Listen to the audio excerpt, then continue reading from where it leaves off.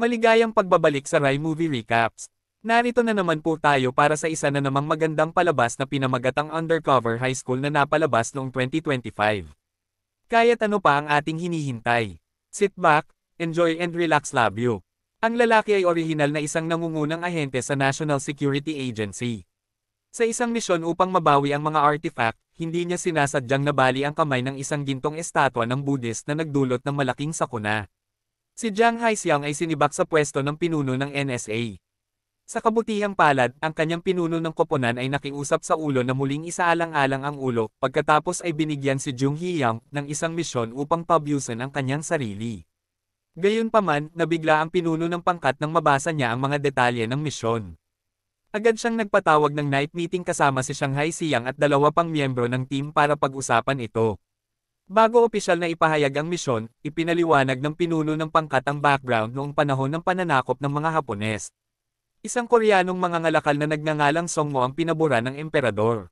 Ipinagkatiwala sa kanya ng emperador ang 10 tonelada ng mga bar na ginto na pagkatapos ay itinago niya para sa kanyang sarili.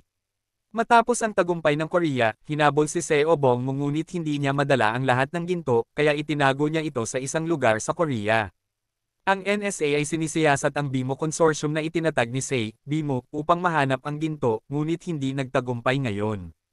Ang katalinuhan ay nagpapahiwatig na ang ginto ay nasa loob ng Bongmo High School, na pag-aari ng Bongmo Consortium. Ang kanilang misyon ay hanapin ang mga gold bar sa Bongmo High School. Dapat itago ni Jang Hae-seong ang kanyang sarili bilang isang high school student at pumasok sa paaralan upang maisigawa ang gawaing ito. Tiniyak ng team leader na ang pagiging bata ni Jang Hae-young ay naging perpekto para sa pagpapanggap bilang isang high school student. Bukod dito, kapag nabigo ang kanta ni Jang, ang tatlo ay maaaring mawalan ng trabaho. Ayaw ni Jang Hong na makaapekto sa kanyang mga pagkakamali. Sumang-ayon ang kanyang mga kasamahan at pinuno ng pangkat na gawin ang gawain.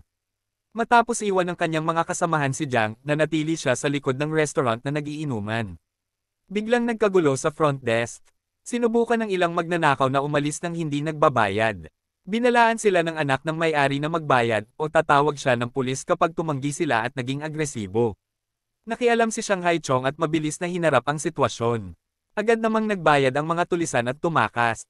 Nagpapasalamat. Ang may-ari ay nag-alok na iwaksi ang Jang Hae-seong's bill bilang pasasalamat, ngunit siya ay nagpilit na magbayad sa harap ng magalang na iniwan ng oso witnessing. Agad itong naakit sa katwiran at gwapong anyo ni Jang Hae-seong. Kinabukasan, nagtipon-tipon ng 4 para ailatag ang planong gumawa ang mga kasamahan ng perpektong pagkakakilanlan para sa Jang Hae-seong. Papasok siya sa Bongwon High School bilang isang special admission student. Upang mas mahusay na makipag-usap sa mga mag-aaral at maiwasan ang pagdududa. Kinailangan ni Jung-ong na mabilis na matuto ng internet slang at mga sikat na meme. Partikular na binalaan siya ng pinuno ng pangkat na huwag makisali sa sinumang mag-aaral, na binanggit na ang Baiman High School at ang mga dadalo nito ay hindi karaniwan. Ang sobrang pakikisangkot ay maaaring magpataas ng panganib na masira ang kanyang takip sa gabing iyon. Upang mapalakas ang kanyang moral, dinala ng pinuno ng pangkat ang kanyang asawa at anak na babae upang kumain kasama ang Jang Hae-seong. Ang pagkakaroon ng lumaki na walang mga magulang Jang Hae-seong ay tulad ng pamilya sa pinuno ng koponan. Sa panahon ng pagkain, inihayag na si Jang-ong ay naatasan ng misyon sa Bongmo High School. Nakakaloka, ang anak ng pinuno ng pangkat na si Yu Zhang, na isang estudyante doon. Inutusan siyang huwag magtanong at itago si John, sikreto niya.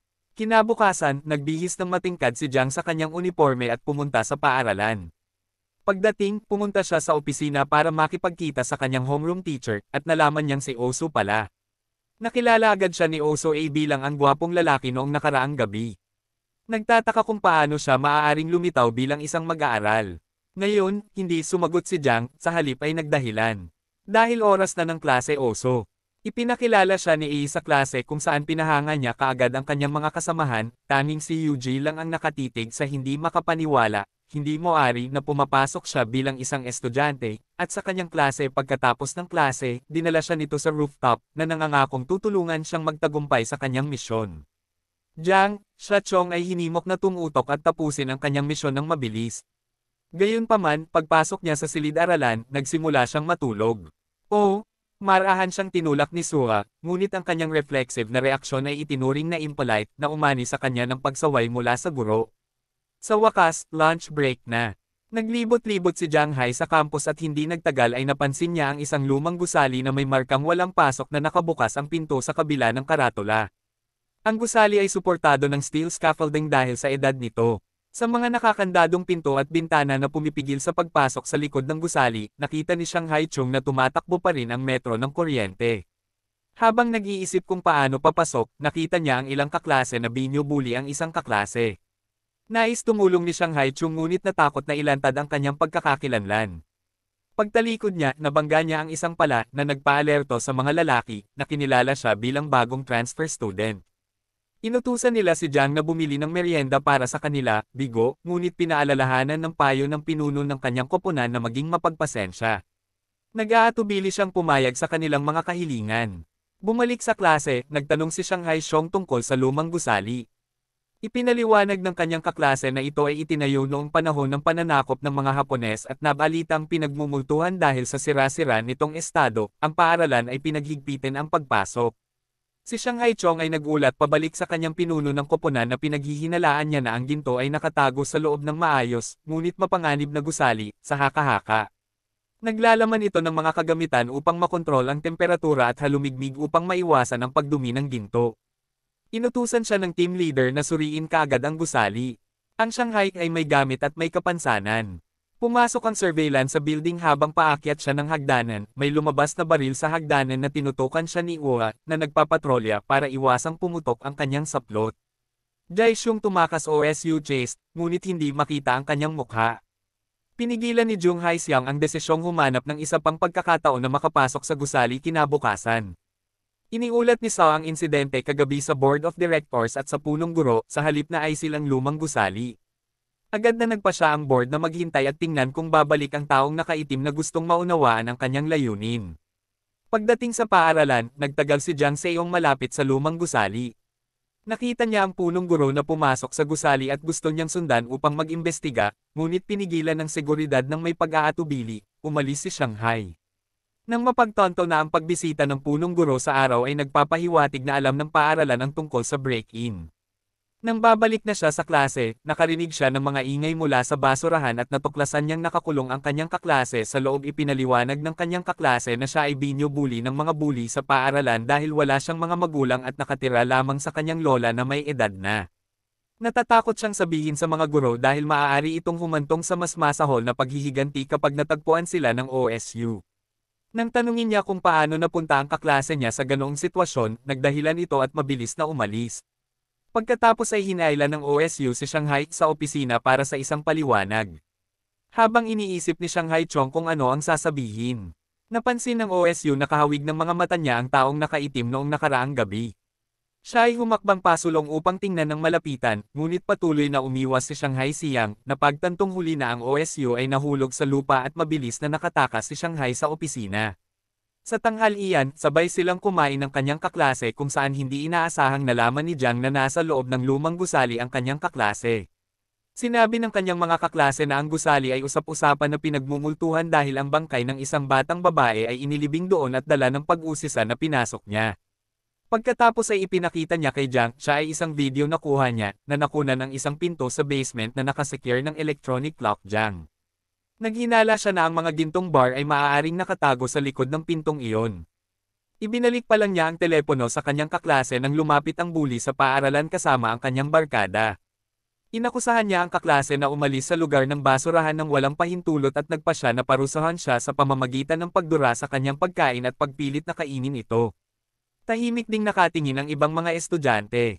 Natatakot magsalita. Hindi nakatiis si Jiang Hai Xiong at sinabihan siyang huwag kumain. Ang bully ay hindi sanay na suwayan ng galit, binaligtad ang tray ng pagkain at pagkatapos ay sinubukang bugbugin si Shanghai Yang, na walang ibang pagpipilian kundi ang mabilis na lumaban, at pinatumba ang nananakot. Ang nahihiya na maton ay nagtangkang sumuko, ngunit pinigilan ng oso. Dinala silang dalawa ng OSU sa administrative office para tanungin. Kararating lang nila ng ang vice principal na nagpapakita ng matinding paggalang ay inalis ang maton. Napagtanto ni Jung-ong ang malinaw na paboritismo, pinagalitan siya ng OSU sa opisina, na nagtatanong kung bakit siya nagdulot ng gulo 2 araw lamang matapos ang pagdating. Sarkastikong binanggit ni Jung-ha ang kanyang nagkukunwaring kamangmangan sa sitwasyon. Kahit na nasaktan si OSU sa kanyang mga sinabi, alam niya ang katotohanan tungkol sa pambubuli pagkalabas ng opisina. Ipinatawag ni Yong si Shanghai Chung sa rooftop at ibinunyag na ang maton na ang ama ay isang kongresista ay nanakot sa mas mahihinang mga estudyante nang hindi napigilan, maliban sa presidente ng konseho ng mga mag-aaral. Binalaan niya si Shanghai na kumanta upang maiwasang maakit ang atensyon ng bully. Jiang, kumanta siya, umaasa na ang isyo ay maglaho, ngunit pagkatapos ay isang video ng away ang naipost online. Mabilis na nag-viral at nakarating sa direktor ng NSA. Agad na ipinatawag ng direktor si Shanghai Chong at ang kanyang team leader na nagbabala laban sa exposure. Kung mauulit ang mga ganitong insidente, kailangan munang i-abort ng Shanghai Chong ang misyon at madidisband ang kanilang team, na naramdaman ang pressure na napagtanto nilang kailangan nila para mabilis na matapos ang misyon. Binigyan ng team leader ang Shanghai Song ng isang device para i-unlock ang mga electronic lock at inutusan siyang bumalik sa lumang gusali ng gabing iyon para hanapin ang mga gold bar at tapusin ang mission. Shanghai Song kinuha ang device at tumungo sa lumang gusali, ngunit nakita siya ng kanyang mga kaklase sa ruta at sinundan siya sa gusali. Upang matiyak ang paglilihim, dinala siya ni Jiang Hong sa basement. Pagpasok pa lang nila sa pasilyo, nakarinig sila ng malalakas na ingay at nakakita sila ng isang trabahador na nakasombrero na nahulog ang kanyang martilyo at tumakas. Hinabol siya ni Jiang Hong, ngunit nabigo siyang maabutin, kaya nagpatuloy siya sa pagbukas ng pinto na nagpapakita ng isang lihim na daanan patungo sa isang lihim na silid. Gayunpaman, sa halip na mga gintong bar, ang silid ay napuno ng impormasyon tungkol sa kanila. Jiang hadus na kahit ang chairman ay walang alam sa kinaroroonan ng gintong nagkakahalaga ng 800 bilyon. At hinanap din ito. Matapos umalis sa secret room, nang hindi alam na ito ay nasa ilalim ng pagbabantay, si Jiang Haixiang ay aalis na sana kasama ang kanyang kaklase, na pagkatapos ay nakatayong nanginginig sa harap ng nakataas na floorboard na si Jong Hais. Tumingin si Yang at natigilan. Natuklasan nila ang isang kalansay na nakabaon sa ilalim ng lupa. Sa sobrang takot ng kanyang kaklase ay gusto niyang tumawag ng pulis. Gayunpaman, sinuri ito ng maigi ni Jiang Haixiang at napagtanto na isa lamang itong modelo ng balangkas. Inilabas niya ang kanyang phone para kumuha ng litrato at nakakita ng isang pares ng dancing shoes. Sa sandaling iyon, dumating ang principal at tinanong kung bakit sila nasa lumang gusali. Ipinaliwanag ni Jiang Xiang na pumasok sila upang i-verify ang katotohanan sa likod ng mga kwentong multo ng lumang gusali, at inamin ang kanilang pagkakamali kasunod ng kilos ng principal. Mabilis silang umalis sa lumang gusali. Tinanong ng kanyang kaklase kung bakit hindi nila sinabi sa principal ang tungkol sa manggagawang naghulog ng martilyo. Ipinaliwanag ni Jiang Chung na hindi nila matiyak kung sino ito at ayaw nilang palakihin pa ang sitwasyon. Nang maglaon ng gabing iyon, nagsagawa si Shanghai Chung ng isang pulong ng diskarte at ipinakita ang kanyang mga natuklasan sa isang screen, kabilang ang isang modelo ng walang paa na skeleton. Ito ay sinadyang representasyon ng isang kwentong multo tungkol sa isang ballet dancer sa lumang gusali. Nakakita rin siya ng susi na may pattern na kapareho ng seal, mount, moon seal, at ang mga salitang simula ng mga gintong block na nakaukit sa tabi nito. Naghinala si Jiang na ito ay may kaugnayan sa mga nakatagong blok ng ginto na konektado sa mga kwentong multo upang mahanap ang mga blok ng ginto sa harap ng board chairman. Jiang Hiyang ay nagpasya na mag-imbestiga ng higit pang mga kwentong multo sa kabila ng lumang gusali. Nag-apply siya para imbestigahan ang 3 pang kwentong multo. Matapos marinig ang ulat ng punong guro, napagtanto ng board chairman na ang mga kwentong multo ay maaaring isang matalinong paraan. Itinago ni Sale Bongngon ang mga gintong blok mula sa kanyang kaklase na si Jung. Nalaman niya na ang susunod na kwento ng multo ay tungkol sa isang orasan. Nagbabala ang alamat na huwag manatiling mag-isa sa paaralan dahil hahanapin ka ng mga pulang mata kapag tumunog ang orasan. Pagkatapos ng klase, nilapitan ni Shanghai Chung ang security guard, na may mga gasgas sa kanyang uniforme.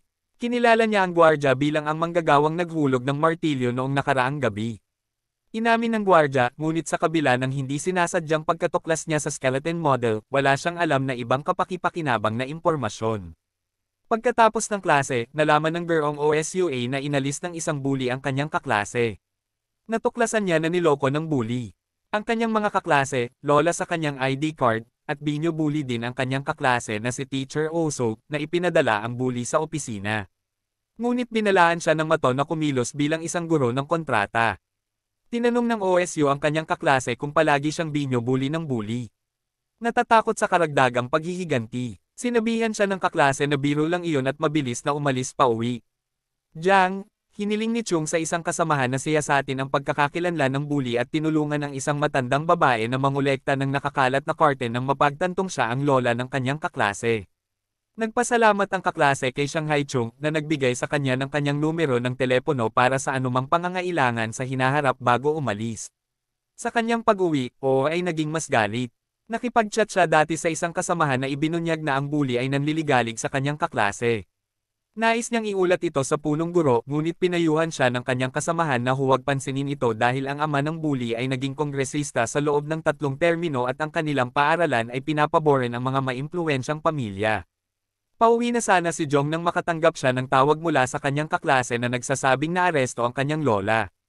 Ginagamit ng bully ang kanyang ID para sa mga ilegal na aktibidad.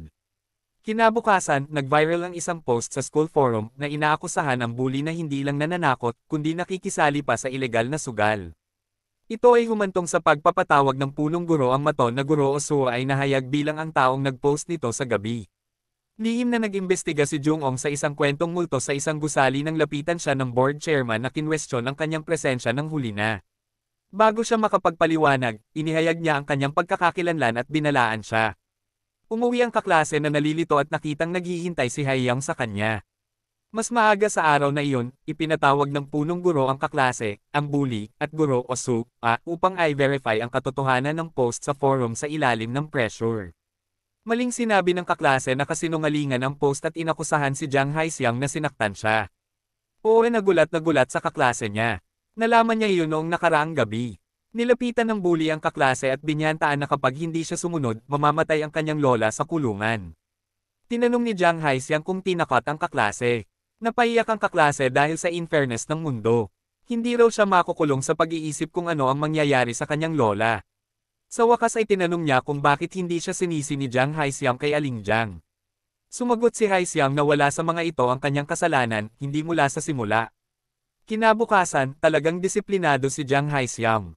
Inakusahan ng pangangikil ng ID ng isang kaklase at pambubuli kay Shanghai Song, nalaman niya ang tungkol sa bully mula sa isang kasamahan at hindi siya nakadalaw sa pagdinig ng pagdidisiplina ng paaralan.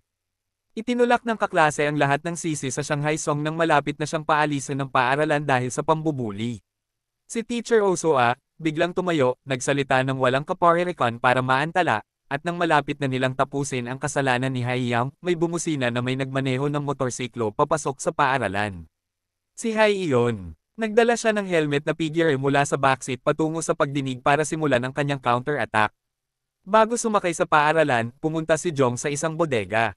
Tinanong niya ang isang lalaki sa loob na naglalagay ng face mask, nanunuya ang lalaki, tinanong kung ano ang ginagawa ng isang high school student doon, at inutusan ang kanyang mga tauhan na turuan ng leksyon si Jang Haichong.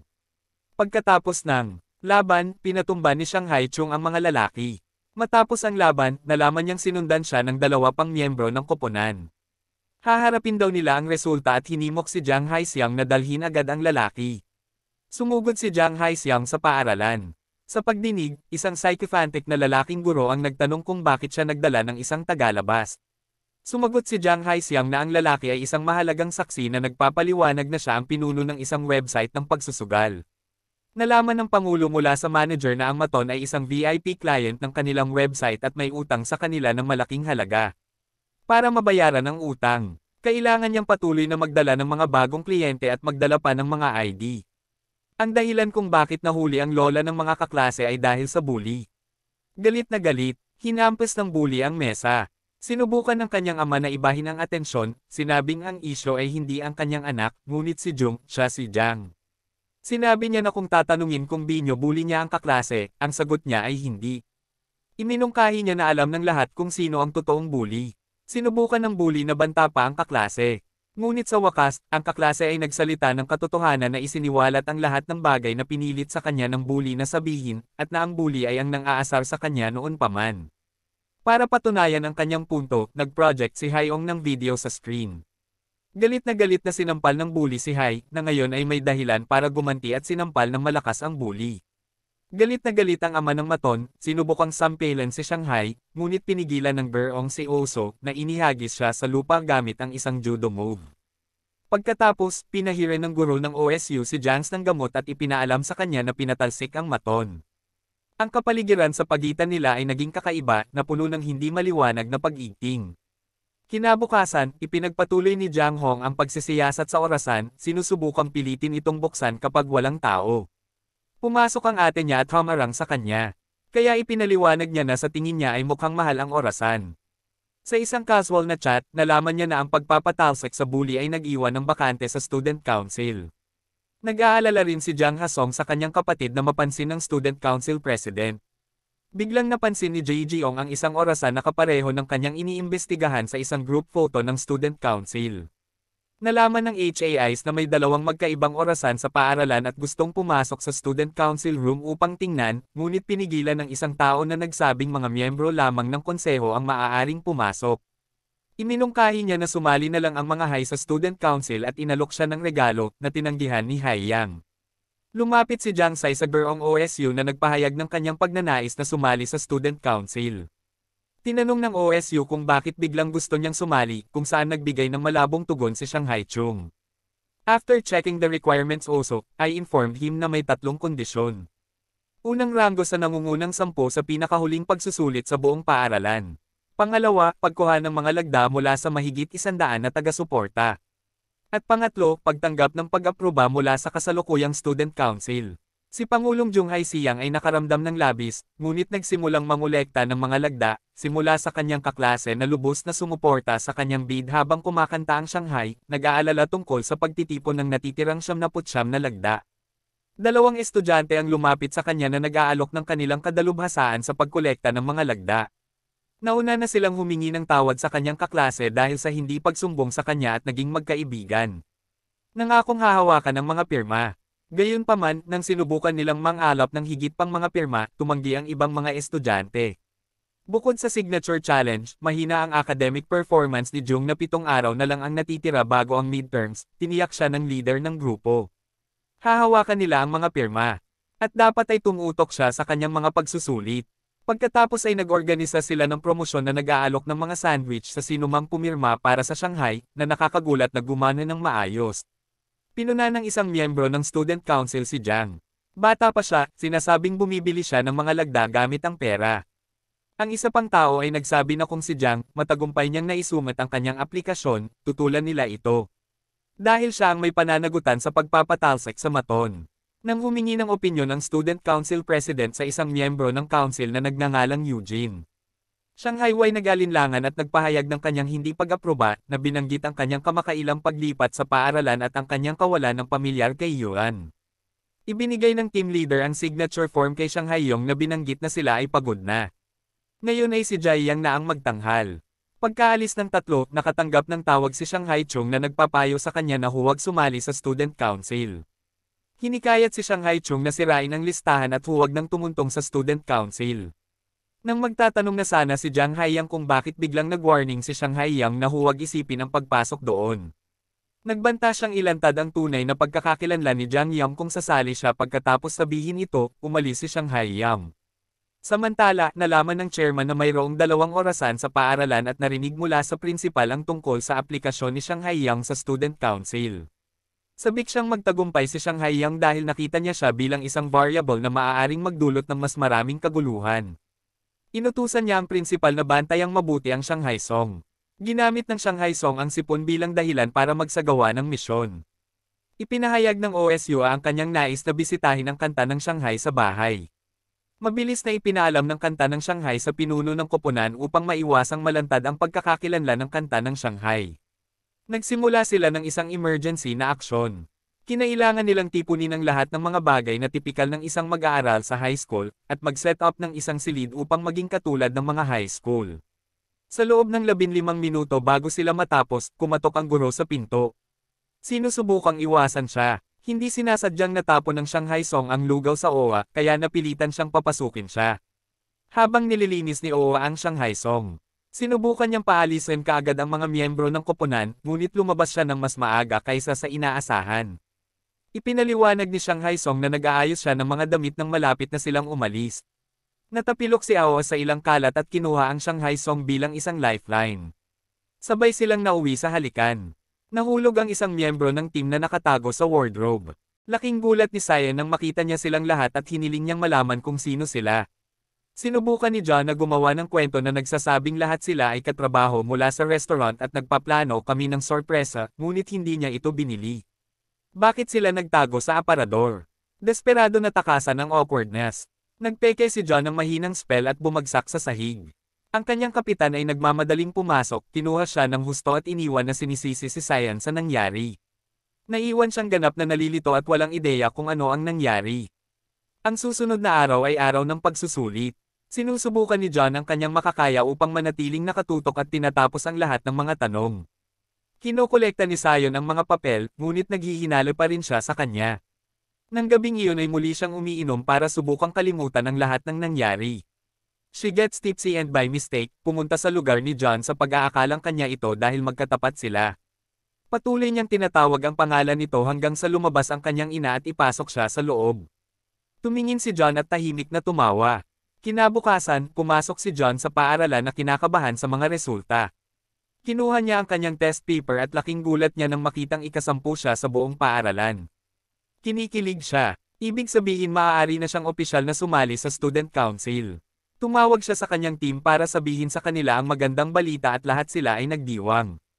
Lalo na't nauna si Shai, ang anak ng kanyang kapitan, na lalong nagpalaki sa selebrasyon. Pero galit si Lena. Siya ay pumangalawa. Inihiwalay niya ang sarili sa silid-aklatan, natatakot sa maaaring sabihin ng kanyang ina. Hinanap siya ni John at sinabi sa kanya ang resulta. Hiniling niya sa kanya na tanggapin siya bilang bahagi ng student council, ngunit napansin niyang wala siya sa sarili at tinanong niya kung okay lang siya. Tumanggi siyang magsabi ng kahit ano. Bigla siyang nakatanggap ng mensahe mula sa kanyang ina at agad na umalis patungo sa kanyang opisina. Natuklasan namin na ang kanyang ina ay nagbabalak na parusahan siya. Nang gabing iyon, umupo si John kasama ang kanyang koponan at tinanong nila kung maaari siyang lumapit kay Lena upang makuha ang kanyang tiwala at manatiling malapit sa student council. Pero sabi ni John, "Tere guys, guwapo akong lalaki sa Baikindat. Naakit ko na ang 55 na babae. Nangako siyang aayusin niya ito sa susunod na araw." Lumapit siya kay Lena habang kumakain. Sinubukan niyang kausapin ito at inalok siya ng isang basong tubig kung sakaling mabulunan siya. Tumanggi siyang kunin, kaya siya mismo ang umiinom nito para maputol ang tensyon.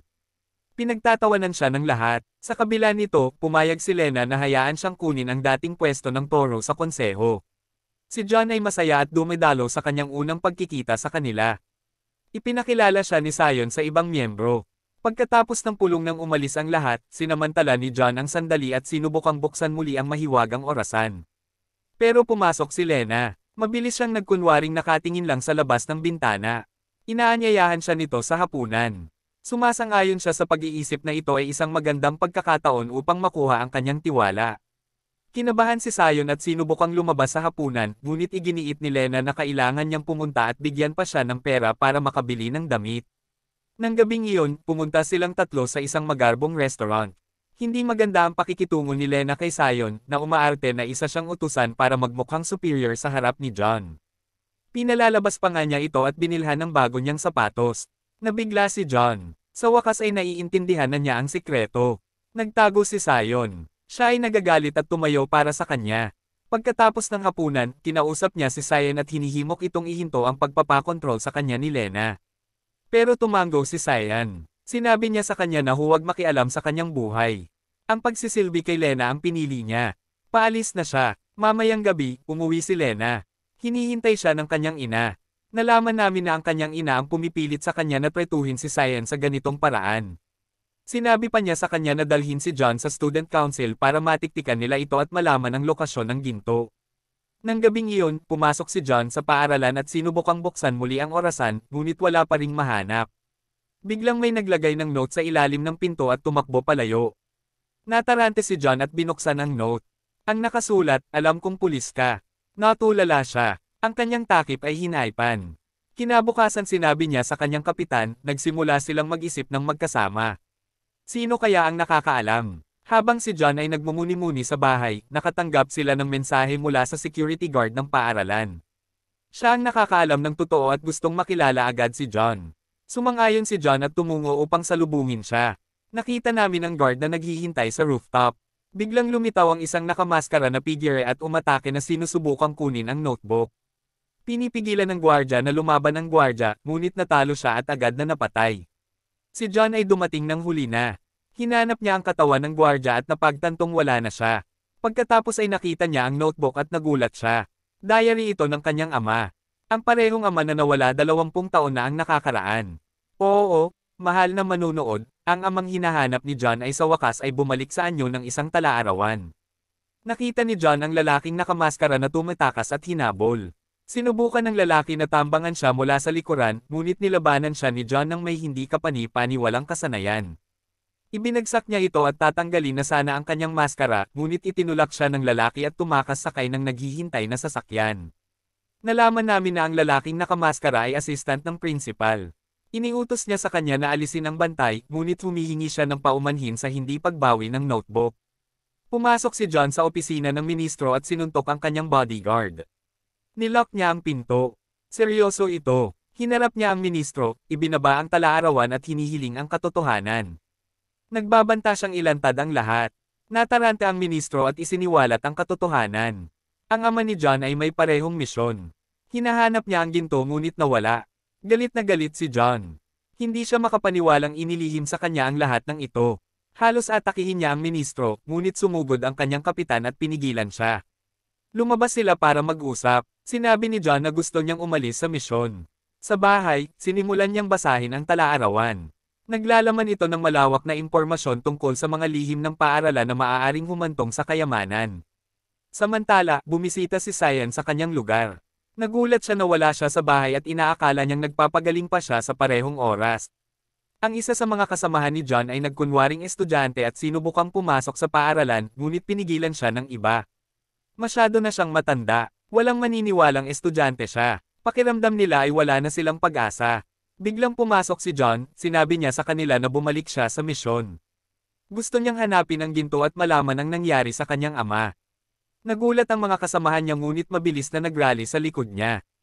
Siya ay bumalik sa paaralan.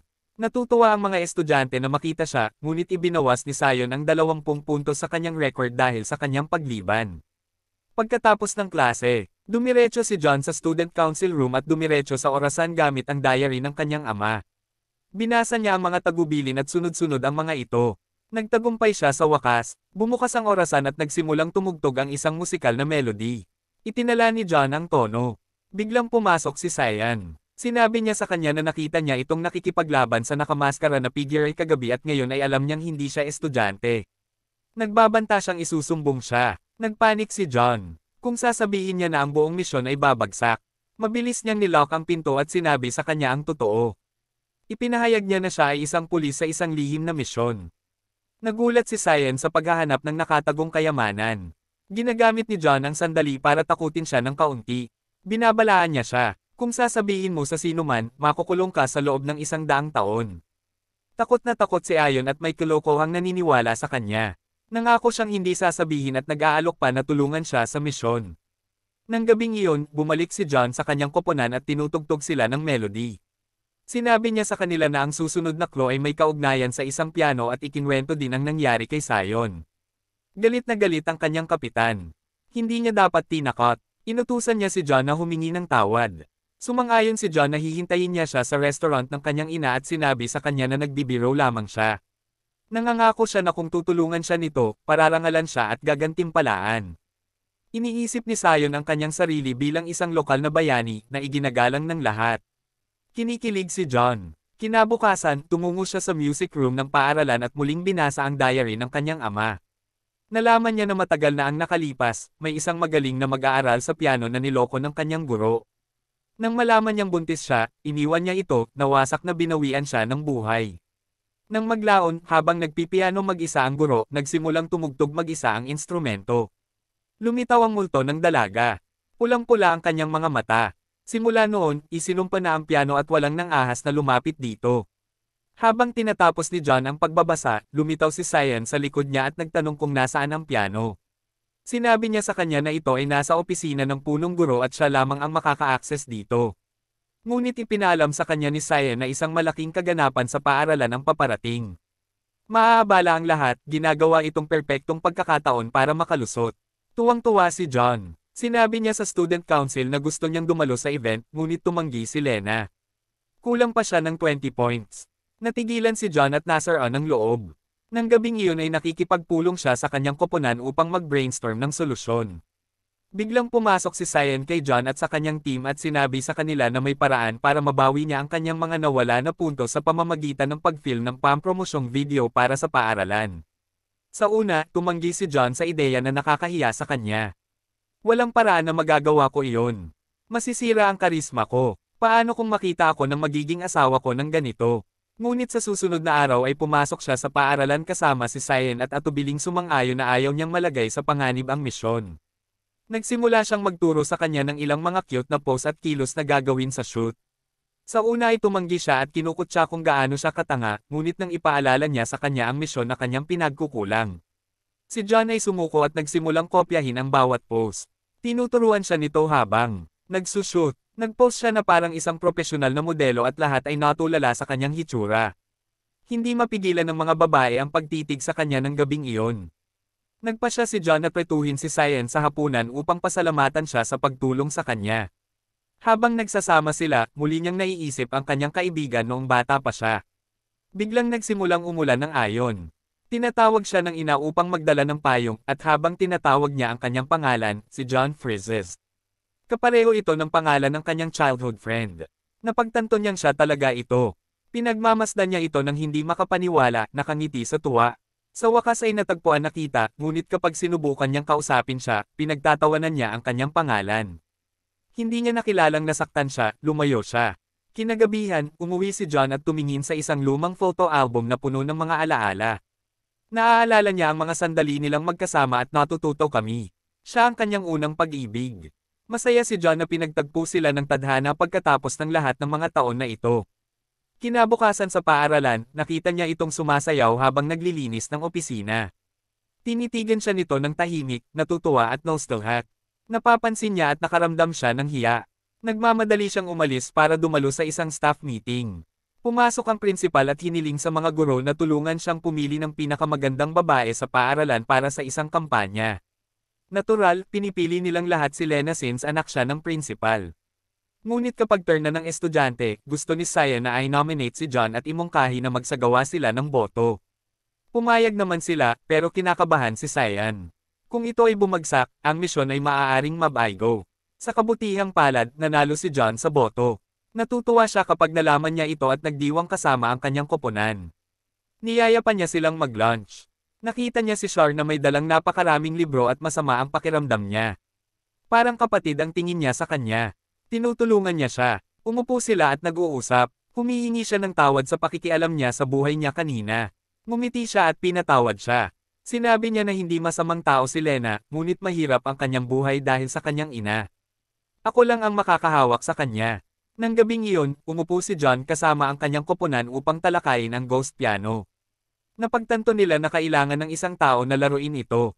Masyadong natakot ang lahat. Biglang nag-volunteer si Cyan. Nagulat ang lahat sa kanyang tapang. Sinubukan ni John na pigilan siya sa takot na masaktan siya, ngunit iginiit niya. Tinatanong niya kung bakit. Sinasabi niya sa kanya ang tungkol sa isang estudyante. Minsan siyang nagturo at nangako na magiging matagumpay siyang guro. Ngayon ay oras na para tuparin ang pangakong iyon. Naantig si John sa kanyang mga sinabi at atubiling sumang-ayon. Kinabukasan ay nalaman nila na ang silid ng piano ay nangangailangan ng mga prinsipyo o fingerprint ng kanyang assistant upang mabuksan. Kaya lumapit si Cyan sa katulong sa library. Habang nadidistract siya, palihim niyang kinuha ang librong hawak niya. Dinala niya ito kay John na nag-extract ng fingerprint nito. Pagkatapos ay sinimulan niya ang pagsasanay sa kanya sa pagtatanggol sa sarili kung sakaling may mali. Ngunit kapag siya ay nagiging masyadong malapit sa panahon ng pagsasanay, si John ay kinakabahan at napahiya. Okay, tama na, sabi niya at umalis ng gabing iyon. Nagkita sila ng team kinabukasan. Hinihintay ni John si Cyan sa paaralan. Pagdating niya, natigilan siya. Nakasuot siya ng magandang damit. Hindi niya maalis ang tingin sa kanya. Dumating ang punong guro ng paaralan upang salubungin ang mga panauhin para sa malaking kaganapan. Ito ang perpektong oras na naghahanda sina John at Cyan na isagawa ang kanilang plano bago sila maghiwalay. Binigyan siya ni John ng kwintas na naglalaman ng tracking device. Baka sakaling sabihin niyang na-touch si Cyan smiles na inaalagaan niya ito. Nagpasalamat siya sa kanya at nagsimulang maramdaman na may nararamdaman siya para sa kanya. Biglang namatay ang mga ilaw. Sinamantala nila ang sandali at tumungo sa opisina ng prinsipal. Sinusubukan nilang buksan ang pinto gamit ang fingerprint ng assistant, ngunit ito ay na-jam habang ang kuryente ay bumalik. Dumating ang mga bantay. Tumalon si John sa pagkilos. Nilalabanan niya ang mga ito habang pinoprotektahan si Cyan, halos sumasayaw kasama niya sa kaguluhan. Ang sinumang humipo sa babae ay pumirma ng kanilang death warrant, siya ay sumisigaw. Bumaba ang isang gwardya na may malakas na suntok. Namangha si Cyan sa kanyang lakas. Gumagamit siya ng self-defense moves. Tinuruan siya ni John at tinulungan siyang lumaban. Sa wakas ay nakapasok na sila sa loob ng opisina at naabot ang piano. Sinimulan nilang laruin ito, ngunit walang nangyari. Nasira ang isa sa mga susi. Binuksan ni John ang computer ng prinsipyo at nakahanap ng file kasama ang lahat ng kanyang impormasyon. Nagulat siya. Alam niya ang tungkol sa kanya sa lahat ng panahon. Ibig sabihin may traitor sa team. Natulala. Mabilis siyang lumabas bago pa man may dumating. Pagkatapos ng kaganapan, nakikipagpulong siya sa kanyang koponan at sinabi sa kanila ang tungkol sa sirang piano key, ngunit hindi binanggit ang file. Hindi pa niya alam kung sino ang nunal. Sa bahay, sinimulan ni John ang pagkonekta ng mga tuldok. Nagpa siya siyang hanapin ang traitor mismo. Samantala, sinisiyasat ni Cyan ang sirang susi ng piano at nagtataka kung bakit hindi ito gumagawa ng tunog. Pinag-aaralan niya ang salitang inaawit sa mga nakaraang pagtatanghal na umaasang bumuo sila ng isang pangungusap na humahantong sa kayamanan. Excited siya sa mga nahanap niya. Nagmamadali siyang sabihin kay John. Natagpuan niya siya sa supermarket, ngunit tila siya ay malayo at malamig, nalilito. Niyaya niya siya sa restaurant ng kanyang ina, doon. Sinasabi sa kanya ni John ang totoo. May traitor sa team. Pinaghihinalaan niya ang lahat. Masama ang loob ni Cyan sa kanya. Inaalo niya ito at nangakong tatabi sa tabi niya. Napangiti si John sa sinabi niya habang sabay silang naglalakad pa uwi. Napagpasyahan niyang oras na para sabihin sa kanya ang totoo. Noon, ako yung batang nagkagusto sa'yo, yung laging nagpoprotekta sa'yo, yung childhood friend mo. Nagulat si Cyan. Nagpalit na siya ng pangalan. Kaya pala hindi niya ito nakilala. Masaya siya, nagkabalikan sila, pero ang awkward ng pakiramdam. Siya yung childhood crush niya, nahihiya. Naglalakad siya palayo sa kanyang apartment kinabukasan sa paaralan, nakita niya ang isa sa mga card ng miyembro ng student council. Ito ay isang link. Pinindot niya ito at nabigla. Ito ay humahantong sa mga resulta ng pagsusulit sa pagtatapos ng taon kahit na hindi pa nangyayari ang mga pagsusulit. Agad na tinawag ni Cyan si John. Pagdating niya, sinabi niya sa kanya ang tungkol sa mga peking marka at humihingi ng tulong sa kanya. Humihingi siya ng tawad. Ang kanyang misyon ay hanapin ang kayamanan at lumabas, ngunit pagkatapos ay nakita niyang nag-aaral itong mabuti. Gusto niyang mauna siya sa paaralan. Ang lahat ng kanyang ginagawa ay batay sa pagsisikap, ngunit ang kanyang kinabukasan ay nasa panganib dahil sa mga peking grado. Samantala, nalaman ng punong guro ng paaralan na ang isa sa mga mayamang estudyante ay nawala ang kanilang card ng resulta. Pumasok siya sa banyo ng mga lalaki, kinulong siya at binugbog hanggang sa hindi na makilala ang mukha nito. Mukha siyang zombie. Kalaunan ay nakita ni John si Cyan ng hating gabi, nag-aaral. Parin sa paaralan, sinusubukang mangalap ng ebidensya laban sa prinsipal. Humanga siya sa determinasyon nito at nagpasyang tulungan siya. Nagsisimula siyang suriin ang mga lumang record upang patunayan na ang mga resulta ay pinakialaman. Buong gabi silang nagpupuyat. Maya-maya ay nakatulog na si Cyan. Tinakpin siya ni John ng kanyang jacket at patuloy na nagtatrabaho ng mag-isa. Maya-maya, nakatulog siya dahil sa pagod nang magising siya at makita siyang natutulog. Na-touch siya. Marahan niya itong tinakpan at tinitigan siya. Sa pagmamahal, halos nagiging puso ang kanyang mga mata. Malinaw na gusto na naman siya nito. Kinabukasan, humingi ng tulong si John sa kanyang koponan, ngunit tumanggi ang kanyang kapitan na tumuon sa misyon. Kailangan nating hanapin ang kayamanan. Ang isang app o ang buong koponan ay mapaparusahan. Si John ay bigo ngunit tumangging sumuko. Siya mismo ang nagpasya na hawakan ang kaso ng pagdaraya. Nang gabing iyon, umuwi ang prinsipal upang makita si Lena na naghihintay. Tinatanong niya kung bakit siya nagpepeke ng grades. Sagot ng kanyang ina, ikaw ay aking anak. Dapat ikaw ang mauna kahit anong mangyari. At kailangan mong putulin ang relasyon sa babaeng iyon. Siya, nasa ilalim natin. Galit na galit si Lena. Best friend daw niya si Shai at hindi niya ito pababayaan. Bumaba siya at pumunta sa kanyang lugar na humihiling na manatili. Nagulat siya pero sumang-ayon na sabay silang kumain. Tuwang-tuwa ang nanay ni Sean na makita ang malapit na kaibigan ng kanyang anak. Sa unang pagkakataon, na-touch si Lena. Ni minsan ay hindi niya naramdaman ang ganitong uri ng init ng ina. Pakiramdam niya ay may pamilya na siya. Samantala, nakahanap na rin si Saya ng ebidensya laban sa principal. Tuwang-tuwa siya at nagmamadaling sabihin kay John, ngunit nang makarating siya sa kanyang lugar, bukas ang pinto. Pumasok siya sa loob at nakita niya ang isang nakamaskara na nanghihimasok. Nagtatanong siya, sino ka? Sinubukan niyang tumawag ng pulis, ngunit sinuntok siya ng lalaki sa tiyan at tumakbo. Bumalik si John pagkaraan ng ilang sandali at nakita siyang walang malay. Sinugod niya ito at nakitang humihinga pa ito. Dinala niya siya sa ospital upang iligtas ang kanyang buhay. Nakaramdam siya ng matinding guilt, takot na baka mawala siya sa kanya. Sa kabutihang palad, ang pinsala ay hindi malubha at pinamamahalaan ng mga doktor na patatagin siya. Dumating ang kanyang ina at sinabihan si John na umalis. Gusto niyang manatili sa kanyang anak na mag-isa. Iginagalang ni John ang kanyang kagustuhan at umalis. Nakipagpulong siya sa kanyang koponan at tinitiyak sa kanila na ayos lang siya. Napansin ng kanyang kapitan na may nangyari at sinubukan siyang kausapin, ngunit sinamon siya ni John.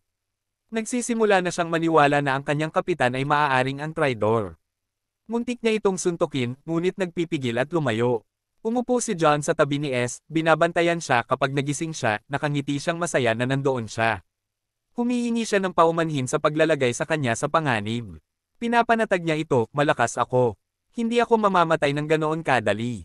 Biglang tumawag ang isa sa kanyang mga kasamahan, natukoy na nila ang mga fingerprint mula sa nanghihimasok. Isa itong guro sa paaralan. Natigilan si John. Ibig sabihin pinadala siya ng principal. Siya ay nagmamadaling umuwi upang tingnan ang talaarawan ng kanyang ama, ngunit ito ay ninakaw. Nakita namin ang principal na nagbabasa mismo ng diary. Hinahanap ang lokasyon ng kayamanan. Sa sandaling iyon, pumasok si Lena at nakiusap sa kanya na huwag muling pekain ang mga marka sa taong ito, pangako ko.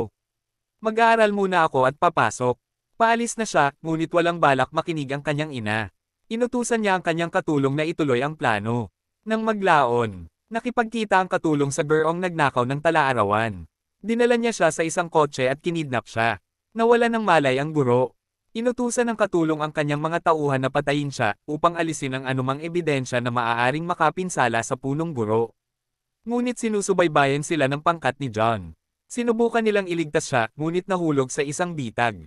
Lumalabas na ang mga kalaban ay pawang mga decoy. Nahuli ng totoong gang ang koponan ni John. Ang mga mesa ay nakatalikod, sila ay humingi ng awa. Mga bata pa lang tayo. Hindi na natin uulitin. Pabayaan mo na kami. Habang sumisigaw sila ng tulong sa paniniwalang ang wakas ay dumating na, ang ating bayani ay dumating sa tamang oras. Ang biglaang pagsulpot niya ay bumulaga sa lahat, pati na ang mga miyembro ng gang na walang ideya kung sino ang kanilang pinagkakaguluhan, na parang isang halimaw na pinakawalan. Nilabanan silang lahat ni John ng mag-isa, binali ang kanilang mga buto at mukha ng may katumpakan.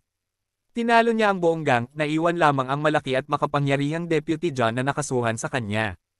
Ngunit ang lalaki ay malakas at isang matinding labanan ang sumiklab tulad ng isang labanan sa pagitan ng isang bar ng sabon at isang lupa na pinilit na umasa sa kanyang lihim na kakayahan sa pakikipaglaban. Buong lakas na tumama si John na naghatid ng isang malakas na hampas sa likod ng ulo ng thug. Inagaw niya ang susi ng kotse, pinahinto ang sasakyan bago pa ito makarating sa hilingan, at nailigtas ang buhay ng lahat. Pagkatapos, isinugod niya sa ospital ang sugatang guro para tumstigo sa ginawa niya kay Sion. Kinabukasan, hinarap ni John ang principal sa lahat ng nalalaman niya. Sinabi niya sa kanya na umamin ang guro. Hindi nagtagal ay dumating ang mga pulis at inaresto siya. Ang katotohanan ay sa wakas ay lumabas. Siya ay nagmimik ng mga marka ng pagsusulit. Kumalat ang balita sa buong paaralan na parang apoy. Nabuhayan ng loob si Sion na naibigay na ang hustisya at nagpasalamat kay John sa pagtulong sa kanya na ilantad ang katotohanan. Kinumpirma rin ni John na hindi ang kanyang amo ang nunal matapos ang buong gabing iyon, nakipagkita siya sa kanyang amo at humingi ng paumanhin habang nagdududa sa kanya. Nangako siyang ipagpapatuloy ang misyon na hanapin ang ginto at alisan ng takip ang nangyari sa kanyang ama. Napangiti ang amo niya at pinalakas ang loob niya. Kinabukasan, narinig ni Lena ang ilang mga estudyante na nagchichismisan, na sinasabing nauna lang siya dahil sa labis na pananakit ng kanyang ina. Nakaupo siyang mag-isa habang umiiyak. Natagpuan siya ni Sion at inaliw siya, hinimok siya na patunayan ang kanyang halaga sa pamamagitan ng paggamit ng nangungunang pwesto sa sarili niyang pagsisikap. Naging inspirasyon si Lena. Sumang-ayon. Bumalik sa klase, nagsanib puwersa ang mga mag-aaral upang linisin ang paaralan, na ginawa itong mas magandang lugar. Tuwang-tuwa sina Cyan at John nang makitang nagkakaisa ang lahat at lahat sila ay kumuha ng isang masayang group photo, ngunit ang kanilang kagalakan ay panandalian. Biglang bumalik ang dating principal na ikinagulat ng lahat. Lumapit siya kay John na may pilipit ng ngiti at sinabing hindi na siya welcome sa school. Inanunsyo niya ang pagpapatalsik sa kanya, nawasak na si John ay nag-impake ng kanyang mga gamit. Nadurog ang puso ng mga estudyante at gustong tumayo para sa kanya, ngunit tumanggi siya. Ayaw niyang masira ang kanilang kinabukasan. Nagpasalamat siya sa kanila at umalis. Bumalik siya sa kanyang grupo at ipinaalam sa kanila ang nangyari.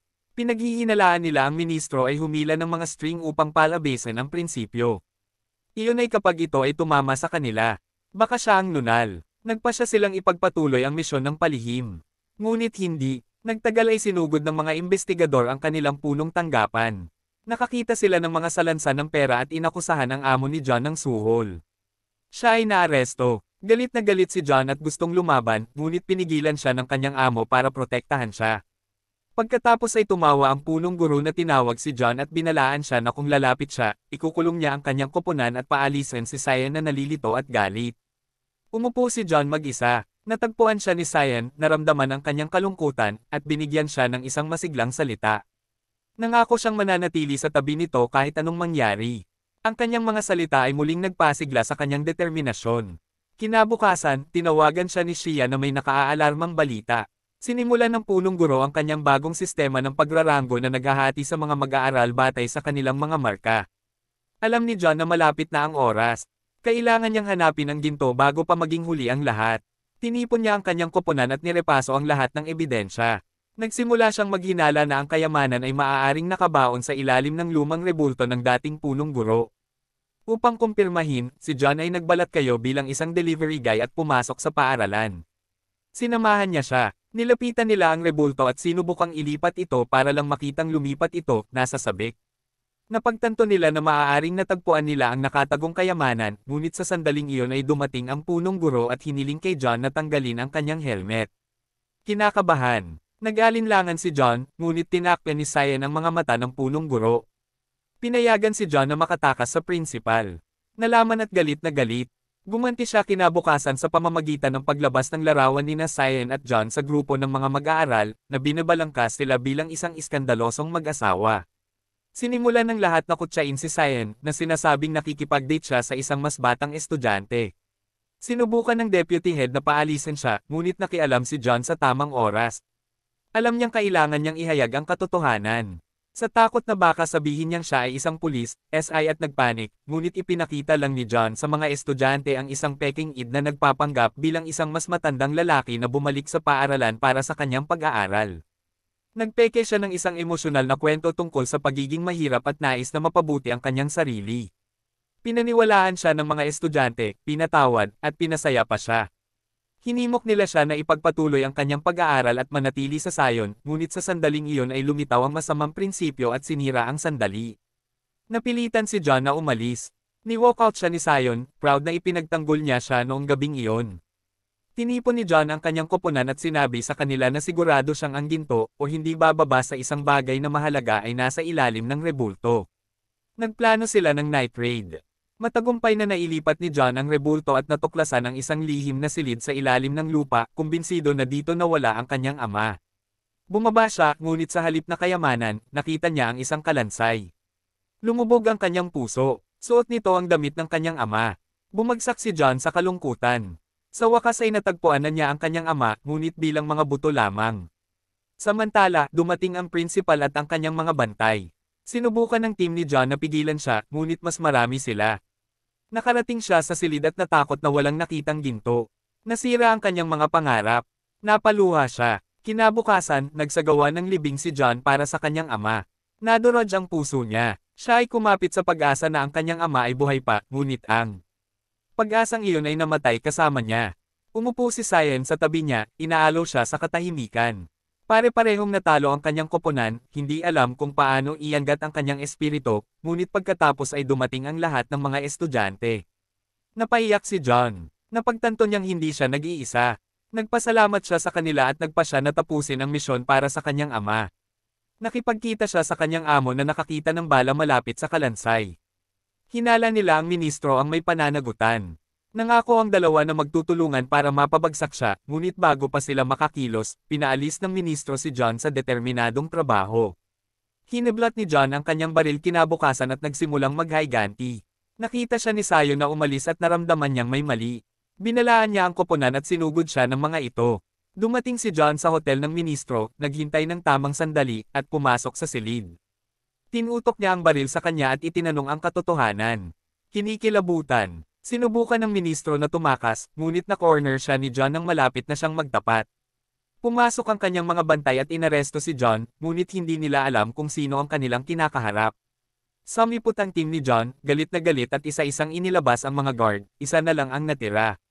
Saktong dumating si Cyan gamit ang combat skills na itinuro sa kanya ni John. Ibinaba niya siya sa perpektong galaw. Kumuha siya ng fire extinguisher, inispray ang natitirang mga gwardya, at iniligtas si John.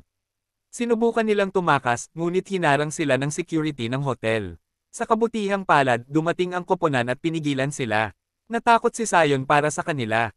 Sila ay mga chef, hindi man lalaban, ngunit pinaalalahanan siya ni John na mag-isa. Mahina silang magkasama, hindi sila mapigilan, at pinatunayan nila ito kahit na malamaya. Nakipaglaban sila tulad ng mga baliw, dinudurog ang mga gwardya at bali ang mga ilong na parang mga pro. Bumalik sa kanilang base. Inamin ni John. Hindi siya naparito upang patayin ang ministro. Naglagay siya ng tracker sa kanyang telepono para subaybayan ang kanyang mga galaw. Nang gabing iyon, nakipagpulong ang ministro sa prinsipal. Binalaan niya siya na si John at ang kanyang koponan ay kainahinala. Nag-away sila at nagbanta ang ministro na ilantad siya. Tapos nag-flashback. Ilang taon na ang nakalilipas, nahuli nila ang ama ni John upang malaman ang lokasyon ng kayamanan. Nang tumanggi siyang magsalita, sinubukan niyang tumakas. Hineblat ng punong guro ang baril ng ministro at binaril siya mismo. Lingid sa kanilang kaalaman, narinig na ni John ang lahat. Laking gulat ni John nang matuklasan na ang principal ang nasa likod ng lahat. Agad niyang tinawagan ang ministro at sinabing alam niya ang buong katotohanan. Pinakiusapan siya ni John na tumstigo laban sa kanya at pumayag silang magkita. Ngunit nang dumating si John sa lugar ng pagpupulong, nakita niyang patay na ang ministro. May hamampis kay John mula sa likod. Bumagsak siya sa lupa na walang malay. Kinabukasan, nagising si John na masakit ang ulo at nakitang hawak niya ang sandata ng pagpatay, yun lang. Na-frame na siya. Dumating ang mga pulis sa pinangyarihan at inaresto siya para sa pagpatay sa ministro. Dinala nila siya sa kustodiya para sa interogasyon. Si John ay ganap na hindi naniniwala. Alam na alam niya kung sino ang gumawa nito. Walang iba kundi ang school principal. She even visits him in detention with a wicked smile. Sabi niya, so, turn out you're a criminal after all. Sabihin mo lang kung nasaan ang ginto at sisiguraduhin kung mawawala ang mga singil. Banta niya sa kanya. Kung tumanggi siyang magsalita, gagawin niyang mawala si Cyan. Binibigyan niya siya ng oras para mag-isip at lumayo, ngunit galit na galit si John. Tumanggi siyang ma-blackmail. Nang gabing iyon sa kanyang paglipat sa isang sasakyan ng pulis na may mga pulsars sa kanyang mga palso, siya ay humila ng isang imposibleng pagtakas tulad ng isang inaalihan na hayop. Nadaig niya ang mga tiktik na nangagaw ng sandata, at pinilit ang driver na umalis sa kalsada na nagdulot ng malaking pagbangga. Ngunit si John, tulad ng isang pusa na may siyam na buhay ay lumabas mula sa mga nasira, bagbog ngunit buhay. Binasag niya ang cuffs at tumakas. Malubhang na sugatan. Tinawag niya si Cyan at humingi ng tulong sa kanya. Tapos nag-blackout siya. Natarante si Cyan, nahanap ang kanyang posisyon, pumara ng taxi at sumugod sa kanyang tabi. Dumating siya sa tamang oras, niyakap siya at iniuwi sa buong magdamag. Inaalagaan niya ang kanyang mga sugat, nananatili sa tabi niya, at hanggang sa tuluyang mabawi niya si Konsay. Nagpasalamat siya sa kanya at sinabi sa kanya na kung wala siya, hindi siya makakaligtas. Inihahayag niya ang katotohanan. Ang principal ang pumatay sa kanyang ama. Nakiusap siya kay Cyan na umalis sa paaralan sa takot na nasa panganib siya, ngunit tumanggi si Cyan. Pinipilit niyang manatili upang protektahan ang mga estudyante.